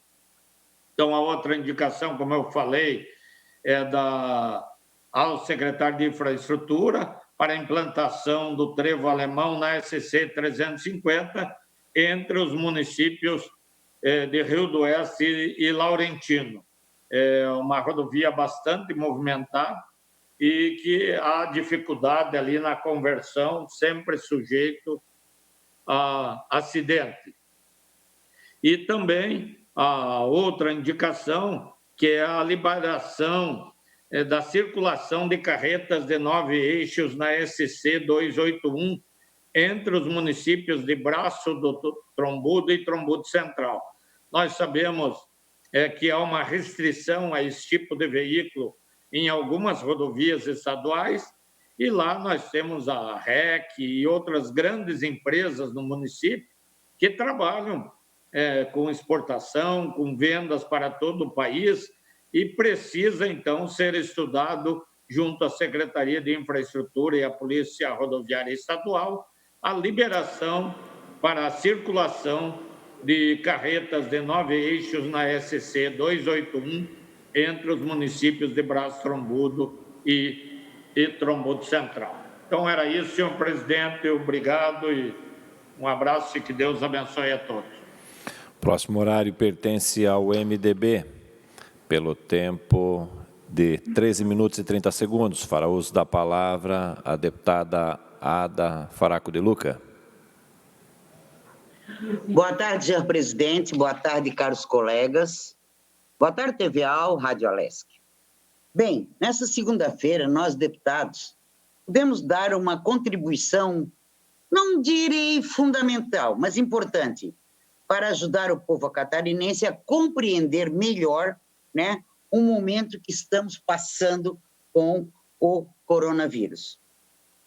A audiência pública realizada na Comissão Especial que controla os gastos públicos esclareceu alguns pontos, caros colegas, mas muitos problemas que ainda temos que enfrentar. Vejam bem, falta de diálogo do governador com os municípios. Isso é de suma importância, né? E não pode existir essa falta de diálogo. Falta de ações regionalizadas que respeitem a realidade de cada cidade, de cada região. Nosso estado é pequeno, mas ele não é universal. Cada região é cada região, não é? O sul é diferente do oeste e por aí vai. Então, falta o respeito a essa realidade. Centralização dos testes, mais de 11 mil testes represados aqui no LACEN. Gente, se cada um contaminado representa mais 4 ou 5, imagina 11 mil testes represados aqui no LACEN, que poderiam ser feitos lá nas cidades regionais, lá na região, mas não, é aqui. Falta transparência, né, nos critérios científicos que são adotados quando uma decisão é tomada. Falta essa transparência, gente. Pelo amor de Deus, demora na liberação dos recursos do Estado. Tem prefeito que só recebeu até agora recurso federal, nada do Estado. É um prêmio do governo federal? É uma bondade? Não, é uma obrigação. Mas o Estado também tem esta obrigação. E do Estado nada chegou. Demora na ativação dos leitos de UTI, gente. Todo dia eu recebo, no mínimo,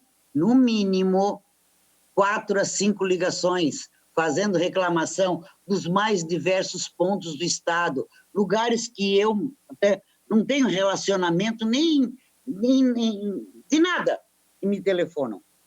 Sobrecarga no sistema de saúde de uma cidade, por exemplo, Tubarão, está sobrecarregada porque a UTI da Laguna não foi ativada. E olha, gente, essa briga pela UTI da Laguna, como uma pessoa que tem toda a família da minha mãe de Laguna, é toda ela, e não é pequena, é muito grande, tá? Sabem que eu estou nessa luta há muito tempo, não é? E até hoje, nada, tá? Faltam profissionais da saúde, gente, né? Desde o mais simples profissional ao médico intensivista, falta anestésico, falta insumos. Meu Deus, que falta de planejamento também. Problema no pagamento para as clínicas particulares contratadas para fazer tratamento de hemodiálise. Se perde 2, quem é médico sabe, o doutor Vicente Carro Preso sabe, se deixar de fazer 2 a 3 hemodiálises, está correndo altíssimo risco de vida das toxinas tomarem conta do organismo da pessoa e levarem a óbito, tá? Esses pacientes que têm, inclusive, no Sistema Único de Saúde, né? Enfim, é um cenário que é assustador e é muito preocupante. Não adianta reclamar do Ministério da Saúde, como o nosso secretário fez, colegas. Temos que ir a Brasília, já fui secretária, temos que ir a Brasília, o governador sentar com o ministro, sentar com o secretário, os 3 juntos, né? Mostrar as necessidades, pontuar, planejar. Nós precisamos de apoio técnico e operacional do Ministério da Saúde. Só dinheiro não resolve. Temos que ir lá sentar, resolver e trazer resultados concretos para a nossa sociedade. A saúde do povo catarinense está reclamando e reclamando alto. O povo catarinense clama por atenção, clama por dedicação. Enquanto isso, mais uma vez, o governador Moisés, que é tão hábil, né? É simpático, é educado, por que não compareceu à reunião porque nos responderia olho no olho, vis-a-vis, e devia ter comparecido. Mais uma vez errou. E seus portas-vozes ofereceram algumas respostas, mas ainda tem muita coisa sem explicação. Eu fiz 2 perguntas, aliás, até repetir, porque eu já tinha feito questionamento na primeira reunião. Mas sabe qual foi a resposta dela para me responder e me enviar na próxima reunião? Questionei sobre os leitos disponíveis para o cidadão em caso de emergência. Só vamos saber quando a tabela ficar pronta. Jesus, sabe-se lá quando. Questionei sobre o ponto de recursos bilionários recebidos, que também não foi favor do governo federal, que seriam usados para o combate ao coronavírus. Sabe qual foi a resposta? A resposta, vocês já devem ter lido nos jornais, mas eu repito aqui, para que todo o povo catarinense, através da TVA, através dos ouvintes todos que nós temos na Rádio Alesc, que o dinheiro, a metade desse dinheiro, foi usado para pagar o salário, que senão atrasaria o salário dos funcionários do Estado. Juro que eu não entendo. Pois é, se não tivesse esse dinheiro vindo, então essa hora estava como? Problema de salário atrasado, funcionário sem receber salário. Olha, me deu um nó na minha cabeça, tá? Pois é. A questão é a seguinte, o governo alega que a arrecadação de abril e maio e junho caiu. Agora, em julho, voltou a subir. Pois bem, e daí? Quero resultado. Não quero saber se caiu ou subiu. Quero resultado. Mas não tem dinheiro no caixa, na fonte 100, tá? Tanto que o dinheiro federal para combater o coronavírus, a metade foi usado para pagar salários, tá?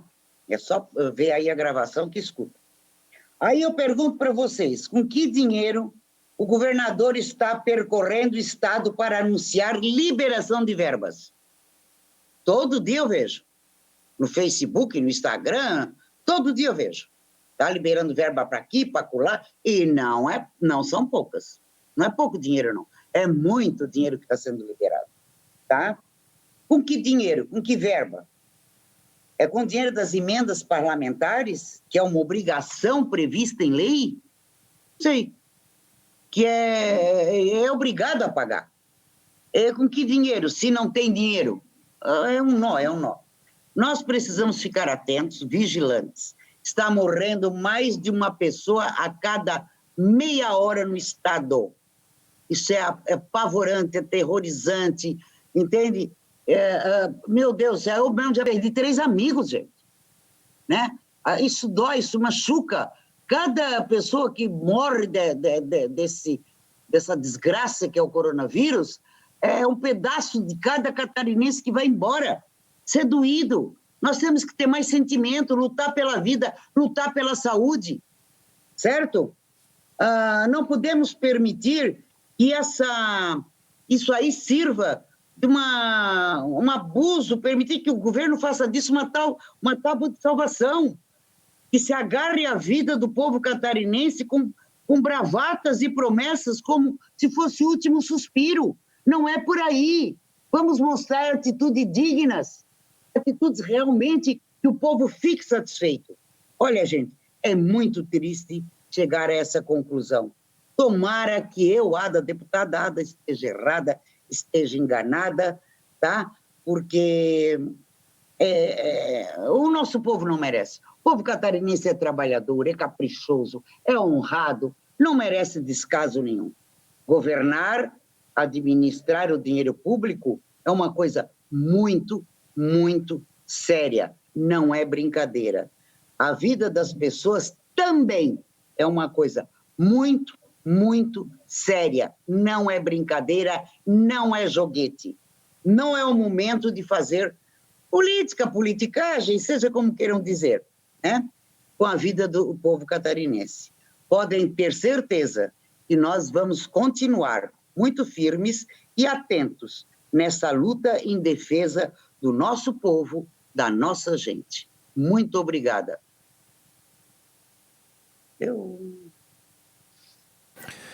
Esta presidência suspende a presente sessão até às 16 horas para que possamos retomar com a ordem do dia. Está suspensa a presente sessão.